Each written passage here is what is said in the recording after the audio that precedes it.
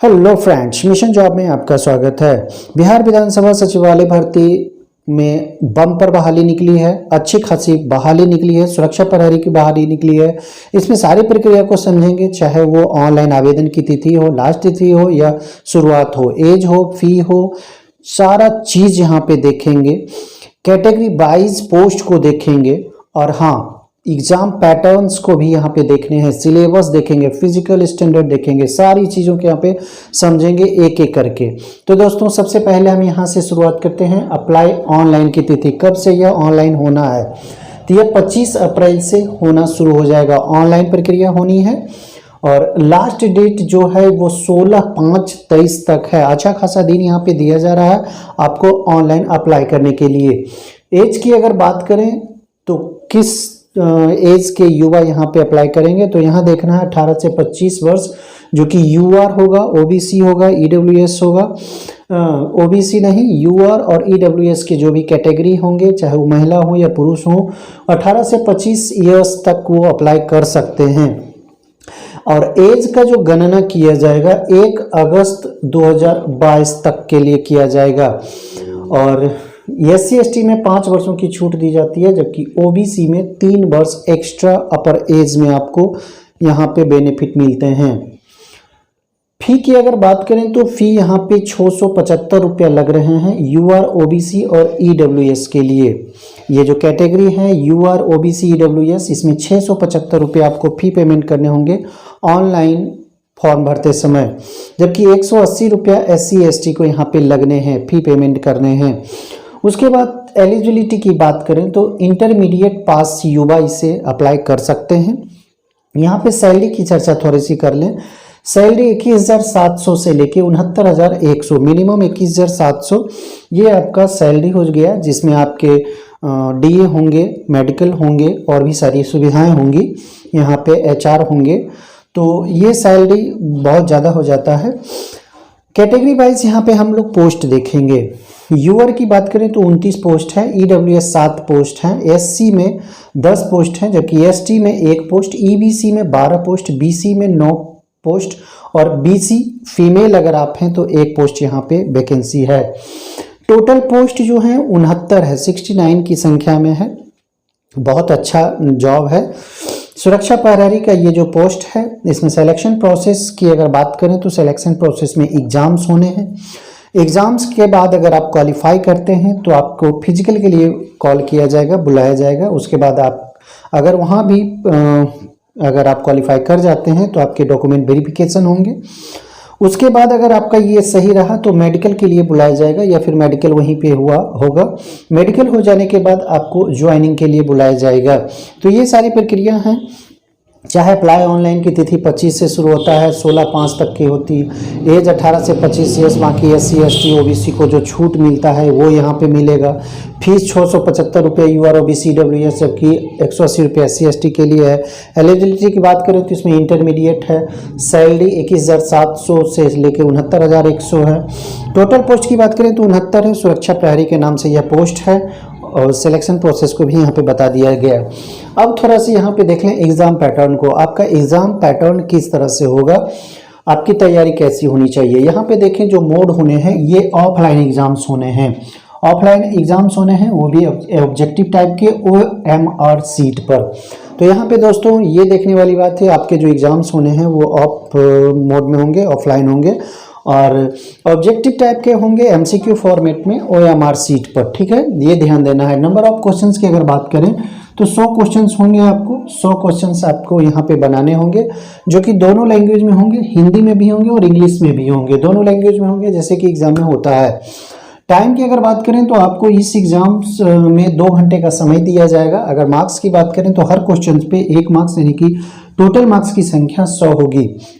तो इस तरह से एग्ज़ाम पैटर्न है आपके। ऑफलाइन एग्ज़ाम है, ऑब्जेक्टिव टाइप के MCQ फॉर्मेट में, और 100 क्वेश्चंस हैं, 2 घंटे का समय दिया हुआ है, मार्क्स भी 100 हैं। तो इस तरह से आपके यहाँ पे एग्ज़ाम पैटर्न्स हो गए। अब यहाँ पे सिलेबस थोड़ा सा देखेंगे। एग्ज़ाम जो आपके ऑफलाइन होने हैं दोस्तों, ये जो होगा वो क्वालिफाइंग नेचर का होगा। इसमें मेरिट नहीं बनाया जाएगा, इससे आपका मेरिट से कोई वास्ता नहीं है, आप सिर्फ यहाँ पे फिजिकल के लिए क्वालिफाई करते हैं। अब देखिए सिलेबस देखेंगे। सिलेबस में दो चीज़ आपको मेहनत कर रहे हैं, एक जीएस और एक मैथ में। मैथ में भी 50 क्वेश्चन होंगे आपके और जीएस के भी 50 क्वेश्चन होंगे, जो कि मैट्रिक लेवल का क्वेश्चन होगा। क्वेश्चन जो होगा वो मैट्रिक लेवल का होगा। मैथ में जो भी ऐसा किया जाता है, अंक गणित से संबंधित जितने भी उसमें सिलेबस में जितने भी कह सकते हैं चैप्टर्स हैं, आप उसे पढ़ लें, सारे यहाँ पे पूछे जाएंगे। जीएस में भी करंट अफेयर्स हो, फिर मॉडर्न हिस्ट्री हो, पॉलिटी हो, या फिर ज्योग्राफी हो, तो ये सारे क्वेश्चंस यहाँ पे इससे आएंगे। तो इन सारी चीज़ों को आपको पढ़ने पड़ेंगे यहाँ पे मैथ और जीएस में। उसके बाद अगर आप यहाँ पे क्वालिफाई करते हैं तो आपको फिजिकल के लिए बुलाया जाएगा। फिजिकल में आपका स्टैंडर्ड कैसा होना चाहिए ये भी आप जरूर देखें अप्लाई करने से पहले। अप्लाई करने से पहले 2-3 चीज़ों को देखना होता है, जैसे कि आपका एज क्या है, आप इंटरमीडिएट हैं या नहीं। आप इस चीज़ को एलिजिबिलिटी को जरूर देखें। फी तो कोई भी दे सकता है, एज ज़रूर देखें, ठीक है, एज ज़रूर देखें, एलिजिबिलिटी देखा जाता है। उसके बाद यहाँ पे देखना होता है कि आपका फिजिकल स्टैंडर्ड यहाँ पे पूछा जा रहा है, तो फिजिकल स्टैंडर्ड में आप आते हैं या कि नहीं, इन शर्तों को पूरा करते हैं या भी नहीं। तो हाइट की अगर यहाँ पे बात करें तो 167 सेंटीमीटर का कोई भी युवा से भर सकता है। मेल की हम चर्चा किए हैं। फीमेल में 154.6 सेंटीमीटर का कोई भी फीमेल कैंडिडेट यहाँ पे अप्लाई करेगा। चेस्ट की बात करें तो ये 76.5 सेंटीमीटर से फुलाकर एक्सपेंशन करके 81 सेंटीमीटर तक। अगर ये फीमेल के लिए नहीं है, ये ध्यान देना है, फीमेल के लिए चेस्ट स्टैंडर्ड में नहीं आता है। व्यू की अगर बात करें, आपकी जो दृष्टि होनी चाहिए ये 6/12 होना चाहिए बिना चश्मा के। तो ये भी आपको फिजिकल स्टैंडर्ड में मापा जाएगा। ये सारी चीज़ों को देखना है। रनिंग जो होता है, रनिंग के लिए 1.6 किलोमीटर 6 मिनट में दौड़ने होते हैं, ये मेल कैंडिडेट्स के लिए। हालांकि यहाँ पे हम दोनों को अलग अलग देखेंगे। मेल कैंडिडेट 1.6 किलोमीटर और फीमेल कैंडिडेट को 1 किलोमीटर दौड़ना होगा। तो इसी पे मेरिट बनने हैं दोस्तों, तो इसको ध्यान से देखें, इसे समझें ध्यान से। इसमें आपको प्रैक्टिस की ज़रूरत होती है। अगर 5 मिनट के अंदर आप दौड़ पूरा कर लेते हैं 1.6 किलोमीटर का, तो आपको 100 मार्क्स मिलते हैं, यानी कि टोटल मार्क्स जो है वो आपका 100 अंक का है, ठीक है। 100 अंक का आपका मार्क्स है, जिसमें से अगर 5 मिनट के अंदर अगर आप दौड़ लेते हैं तो 100 मार्क्स मिलेंगे। इसमें हाई जंप, लॉन्ग जंप, ये सारी चीज़ें नहीं मांगी जा रही है।